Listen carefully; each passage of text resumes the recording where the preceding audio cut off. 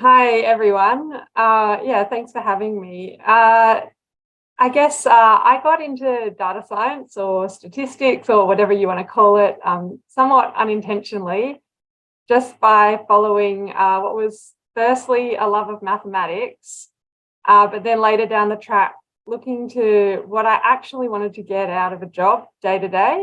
So I studied a heavy load of mathematics and statistics in my undergraduate degree at Sydney Uni, and actually very little science, considering that I graduated with a science degree and also an arts degree. But I realised after doing honours in applied maths and getting some work experience in industry that maths alone was not enough to motivate me. And in truth, maybe it also felt like a scary place to be. And it was actually a science job that I was hankering after. So yeah, modelling skills were a gateway for me to enter fields that I had no exposure to before. So I started doing a PhD in ecological modelling and statistics at UNSW.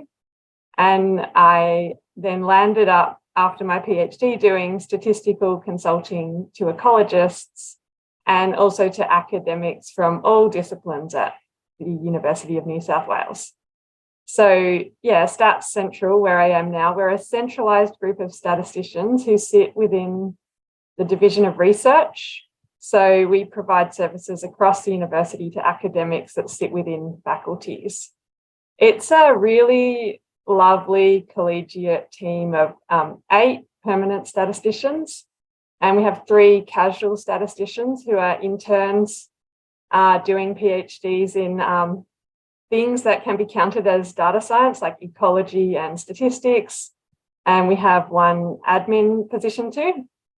And yeah, we basically just partner with a lot of different groups and schools across UNSW to support their researchers with their data science needs. We do a lot of clinical schools and the Randwick Health and Innovation Precinct as well.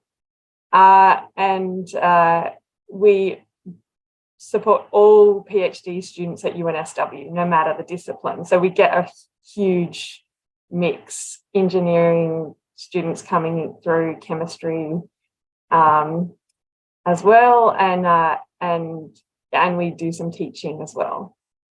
So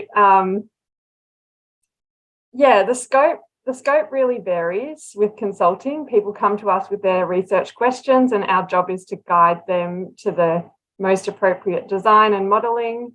I do love partnering with ecology because they come with really interesting questions, and that was how I got into this. Yeah, before I started this role, I didn't realise how satisfying this consulting could be, like just helping people and passing over knowledge and progressing their projects in good ways is actually more satisfying than I thought when I thought I was looking for a extremely hard mathematical challenge. But yeah, in real life, sometimes it's just easier to help people. Yeah, so another really satisfying part of working at Stats Central is getting involved in longer term projects. So at the moment, I've been working 1 day a week for a few years with the Women in STEM Ambassador Office as their data scientist, I guess. So this is a federally funded office with the current ambassador, Professor Lisa Harvey-Smith, reporting directly to the Minister of Science. And they do heaps of stuff, but yeah, on the data side, yeah, one of the projects that I've been involved in is working on this trial of anonymizing grant review processes. So this is a trial with some science agencies that issue grants, trialing anonymizing the review process. So when people apply for grants, the panel of reviewers aren't told who the applicant is. So we're looking to see whether this makes a difference to the number of successful grants by women that get up. And another piece of data analysis that I've been involved in is looking at gendered trends in successfully funded grants. So we took 20 years of application data provided by ARC and NHMRC. These are the two biggest science funding bodies in Australia.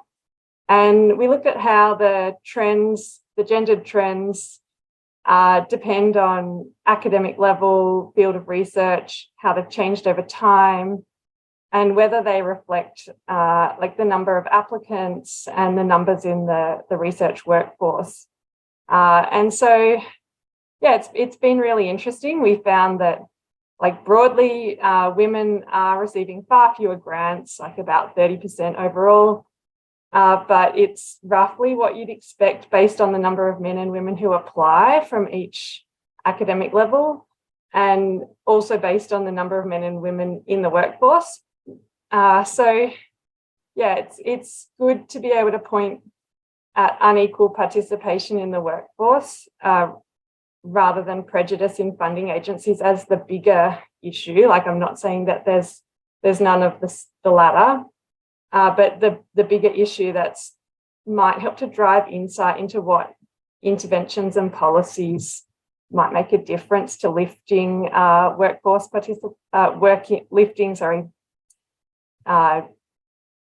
women in STEM. So we kind of want to lift workforce participation and also grant application rates amongst women. So, yeah, I guess getting women to enter STEM, retain them in STEM, and also critically progress them in the workforce is quite an important part of the problem, because the majority of grants do go to more senior people, and that's where we saw the greatest gender disparities in the data.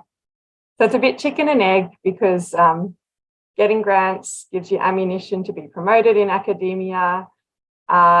So I guess that's why grant agencies do have a role to play in boosting women's numbers in the STEM workforce, even if their review processes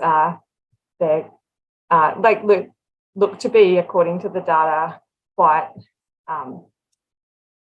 fair at the aggregate level, at least. Yeah, so Stat Central's been quite a highlight of my journey.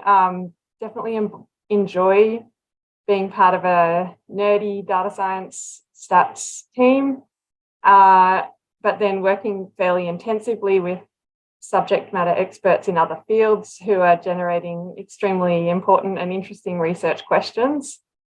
So I'm part-time, and I haven't been very good at carving out space and time for myself to do my own research, which is theoretically supported in my role. So it's meant to be a 20% research role.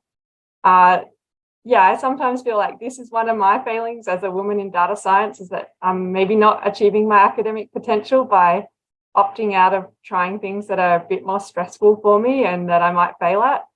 But that's not to say I'm not happy in life and happy to be doing impactful work. And I guess my personal view is that I think that giving people good mentors and coaches is one of the really important things that can be done to lift the workforce participation and career progression of anyone, but particularly women. I think it's harder for women in data science because it's harder to find that senior person you really connect with and identify with. I can remember going to a School of Maths morning tea once as a PhD student and being the only woman in the room. And most people were a lot older than me as well. And I just found it a very hard environment to feel comfortable in. And I think I withdrew from trying to be a part of that group and found other groups where there are already more women working, and it's just easier to be myself and drive away the imposter syndrome and stuff like that. So, yeah, if you have mentors and coaches that are engaged and invested in encouraging women to go for higher positions or take up responsibilities at work, apply for grants, that would definitely help as an antidote to the feelings of uncertainty that, young women can get when they enter into these STEM data sciencey workplaces. And I should probably practice what I preach and get myself a mentor to help me figure out a way I can spend my 20% of the time on research. Yeah. And thanks for organising this, and yeah.